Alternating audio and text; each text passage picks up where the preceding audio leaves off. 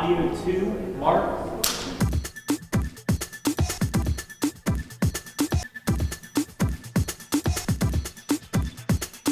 We're here today shooting a music video for Heather Evans. She's a singer-songwriter. She wrote a song called Sweet Princess that she's essentially giving to the community of organizations that fight human trafficking. Ready? Clip 4, audio 8, Mark.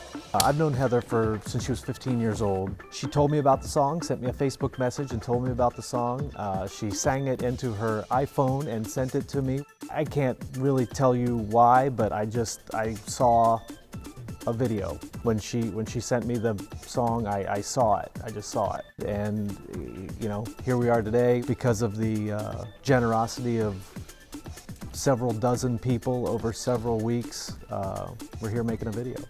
The song was always linked with human trafficking. A friend of mine, Nicole Brownlee, she was in Cambodia shooting a documentary about kids in brothels there.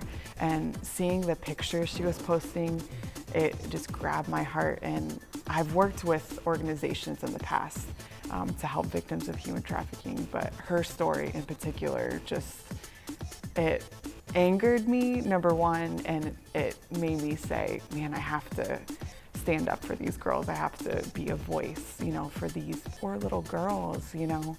They're just innocent and have no idea what's going on. To make sure I could really say to Heather, yeah, we're going to be able to do this, I need to make sure we can do that at a very high level before I can say, yeah, we're going to do it. And so I reached out to Post House first.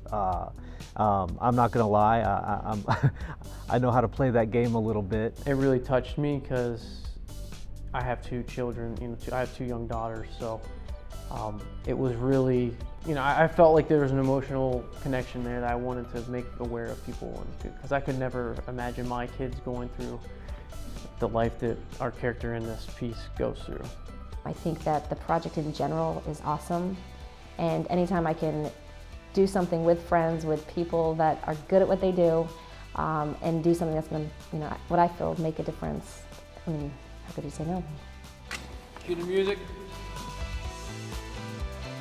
From the concept, I had a couple of people in mind as I was writing up the concept for Heather. Elizabeth McPherson and I have talked about working together a bazillion times. I admire her work so much and I like her as a person. She's just a nice person. Ellie Metzold was my very first, she was hands down. I had a couple of second, third choices if she didn't want to do it, but she is a princess through and through. I mean, there's no other way to describe her. She has a lot of energy, and she definitely has like a beam of light about her. The irony of our bad guy, Chris, and I did think of him first. He was my first choice. The irony is he might be the nicest guy I have ever met in my life.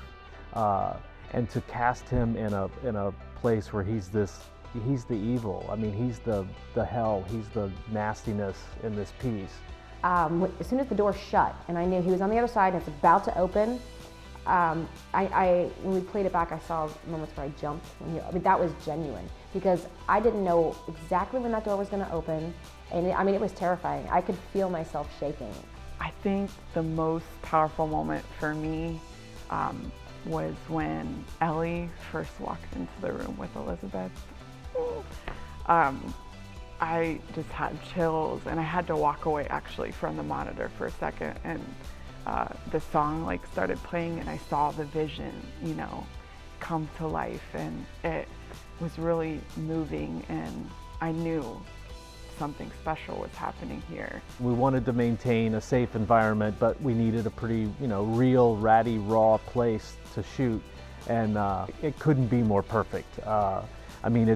It's honestly like stepping into another world a little bit, stepping into what we've made into Liz's apartment. It's pretty creepy.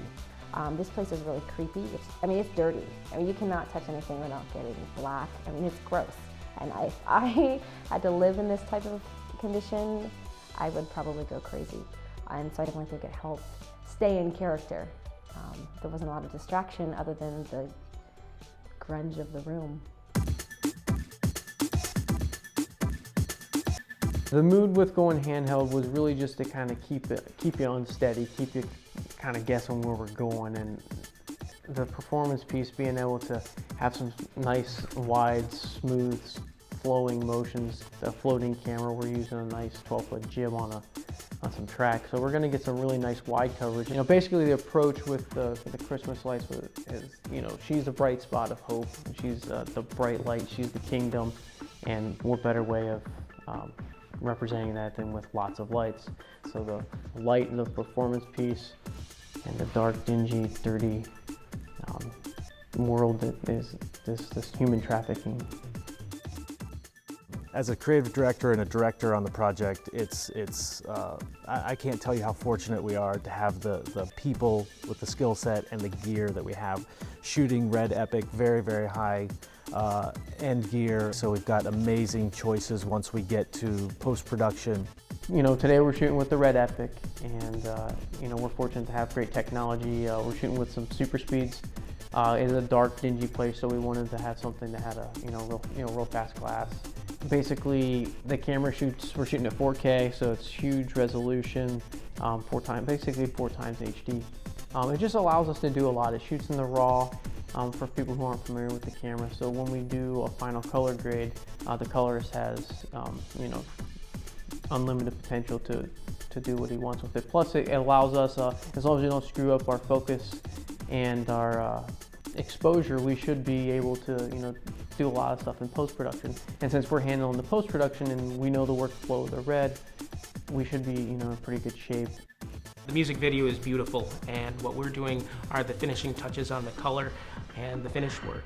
Primarily what that is helping to set the tone and the mood of the spot so that all of the scenes are beautifully colored to match the images that are so stunning. Ben Barnhart is our lead colorist here at D-Post. He works with the DaVinci Resolve system to do all of the final coloring. Primarily what that is like photo retouching, only you're doing it for the duration of an entire video.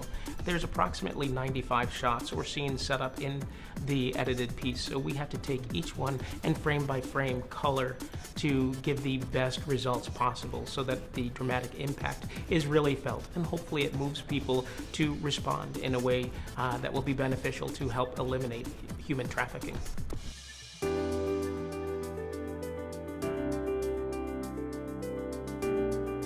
Quite frankly, I hope people see it. I hope people are touched by the issue.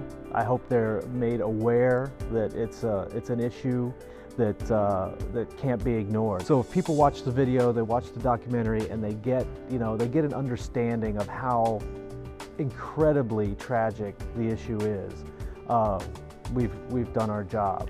I really hope that people don't just watch this video, that they're actually moved to do something and to share it. Share it with a family member, a friend, with everyone.